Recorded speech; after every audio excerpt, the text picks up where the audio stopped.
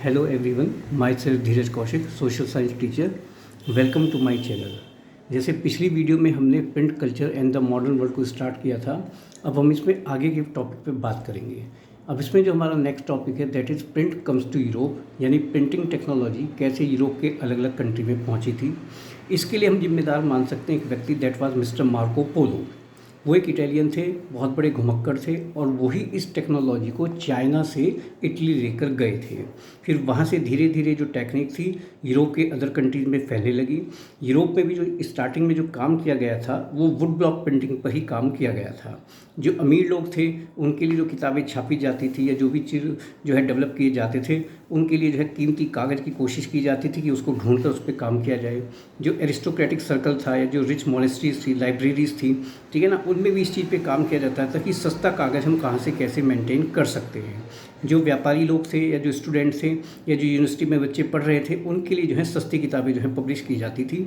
लेकिन फिर क्या हुआ कि जैसे जैसे डिमांड बढ़ती गई तो जो बुक सेलर थे, अब उनके सामने सवाल हुआ कि इतने बड़े पैमाने पे आप बुक को कैसे प्रिंट कर सकते हैं। बहुत बड़ी मात्रा में लोगों को अपॉइंट किया गया, ठीक है ना। एक एक पब्लिशर जो है 50 से 60 लोगों की एक टीम रखता था जो उनके लिए किताबों के ऊपर काम किया करती थी। लेकिन कहीं ना कहीं ये सवाल आ रहा था कि भाई अब हमें टेक्नोलॉजी की ज़रूरत है ताकि हम जो है इस चीज़ में आगे बढ़ सकें। किताबों को कॉपी करना वो अपने आप में एक बहुत ही मेहनती काम था और जो है उसमें पैसा भी बहुत लगता था।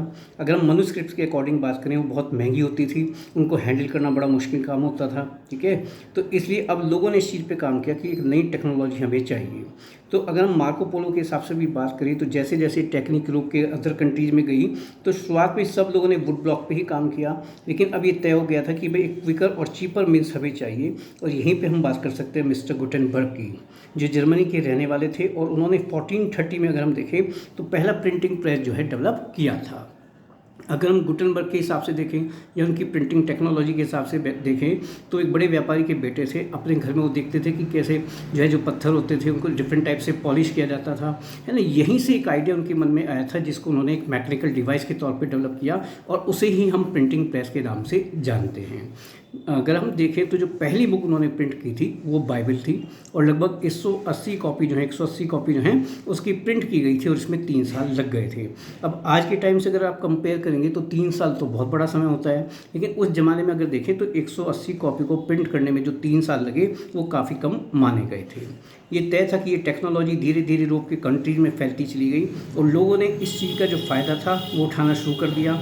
जो बड़े लोग थे जो अपने लिए किताबें प्रिंट कराते थे, उसमें बीच में जो है जगह छोड़ दी जाती थी, क्योंकि भले ही टेक्नोलॉजिकल इन्वेंशन आ गया था, लेकिन ये जो किताबें प्रिंट की जाती थी ये ऐसी ही लगती थी जैसे इनको हाथ से छापा गया है। जो इलस्ट्रेशन होते थे उनके लिए बाकायदा जगह छोड़ दी जाती थी, आप अपने हिसाब से उसको डेकोरेट कर सकते थे।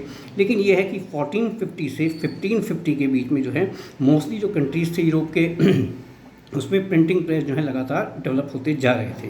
तो ये तय था कि एक नई शुरुआत हो चुकी थी, और अब शुरुआत को जो है हमें बहुत आगे लेके जाना था। और आप देखें कि अगर हम बात करें 16th सेंचुरी ऑनवर्ड तो 200 मिलियन कॉपी से भी ज़्यादा जो है यूरोप के अलग अलग कंट्री में प्रिंट होने लगा था। तो ये तय हो चुका था कि एक नया इनोवेशन मार्केट में आ चुका है, और इस प्रिंटिंग टेक्नोलॉजी की मदद लेके हम इस चीज़ को बहुत आगे लेकर जा सकते हैं। इस वीडियो में हम लोग बस इतनी ही बात करेंगे। आप ध्यान से वीडियो को देखिएगा, पसंद कीजिएगा। Thank you.